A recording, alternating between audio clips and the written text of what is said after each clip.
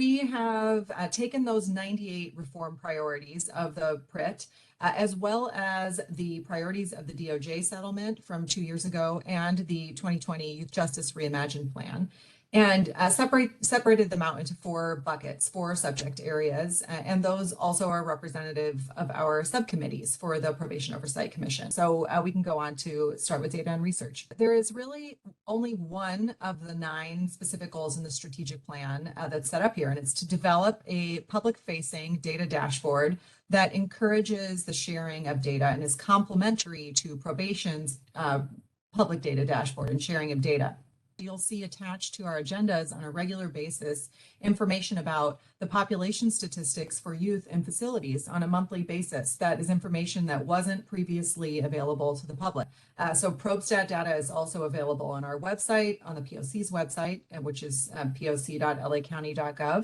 The challenges have been something that Chief Gonzalez has actually regularly talked about in public, which is challenges around antiquated data systems, around a culture of not collecting data and tracking outcomes within the department, both things that he and his leadership team have announced that they are very willing and interested in changing. So we have been working as a commission that has authority over the department in the terms of being able to request such data, to push the department to be collecting this information. We're very close to being able to report that we have a signed memorandum of understanding for the regular sharing of data. And we've been working on helping the department to collect data that can help with some of the board's specific initiatives, in particular around gender responsive decarceration and looking at maintaining the low census for youth. And then, as you heard at our last meeting, looking at data around things like electronic monitoring and pretrial services. Probation needs to and wants to, from a leadership perspective, do a better job in terms of measuring the outcomes of the work that they do. There were 6 benchmarks in this, and we've completed 3, and 3 are in progress. There has been quite a bit of optimism around what a data dashboard could look like, both for the department and the Probation Oversight Commission, programs and services. This is the area that you all hear probably the most about in terms of the work that we're doing.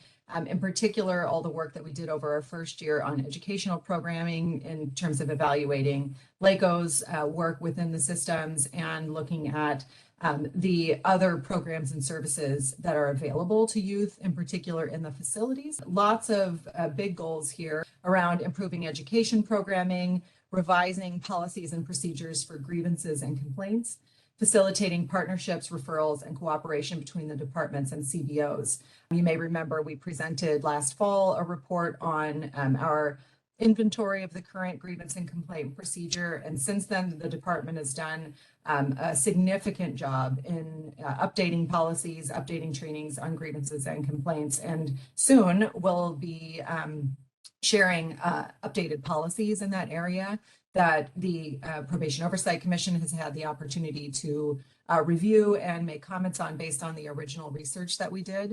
The final point is, of course, the big one and the area in which there's the most work potentially to be done, which is around facilitating partnerships, referrals, and cooperation with CBOs and other departments within the county.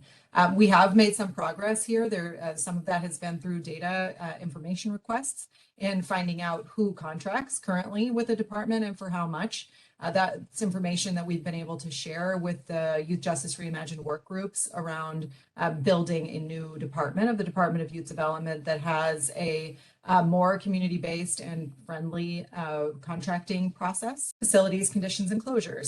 Over the last year and a half, the department has been involved in concerns and conversations with BSCC, with the Department of Justice. There was a very clear statement about closing down juvenile facilities in the LA County in a determined number of years. That has changed in some ways because of the developments with the DJJ, the Department of Juvenile Justice closure and juvenile realignment. We are working on 3 specific goals that are big goals. One, maintaining a low census, and we've specifically been tasked with the issues of decarceration of girls and gender responsive work of decarceration. as well as inspecting all the juvenile halls and camps for safety and compliance. And that's the one area where we're actually required by state law to do this. And then finally, the elimination of the use of OC spray.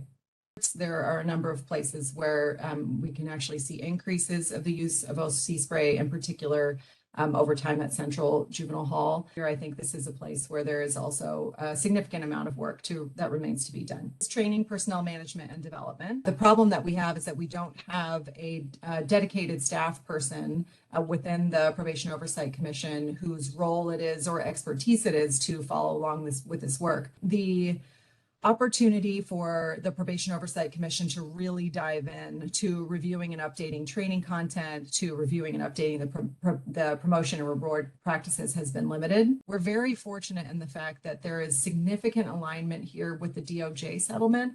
So quite a bit of the benchmarks completed, those 10 completed, are completed because the department had to complete them due to the DOJ settlement. There are 3 issues that we've spent quite a bit of time on over the last 6 months that are not fully incorporated into the strategic plan.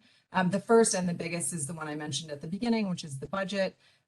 We were able to hold a budget hearing, get some information that we requested on the budget, make some recommendations about the budget suggestions, and we are keeping very close track to the work that the CEO's office is doing on the staffing survey.